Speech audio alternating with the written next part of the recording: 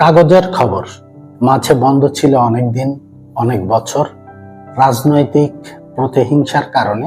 বর্তমান পরিস্থিতিতে আবারও পত্রিকাটি নতুন করে বাজারে এসেছে। শুধু প্রিন্ট না, এখন অনলাইনে আছে, মাল্টিমিডিয়ায় আছে।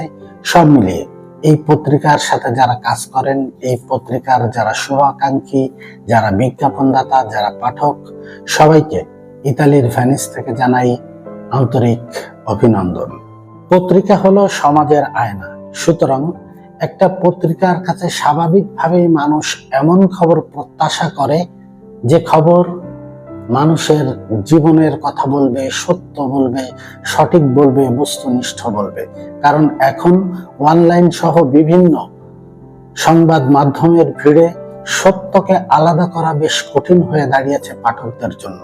সুতরাং এই দায়িত্বটা যদি কাগজের খবর নিজের কাঁধে তুলে নেয়, তারা সত্য এবং বস্তুনিষ্ঠ খবরের প্রতি মনোযোগী হয়, অনুসন্ধানী প্রতিবেদনে মনোযোগী হয়, তাহলেই পাঠকরা উপকৃত হবে এবং এই পত্রিকার দিন দিন সাফল্য আসবে।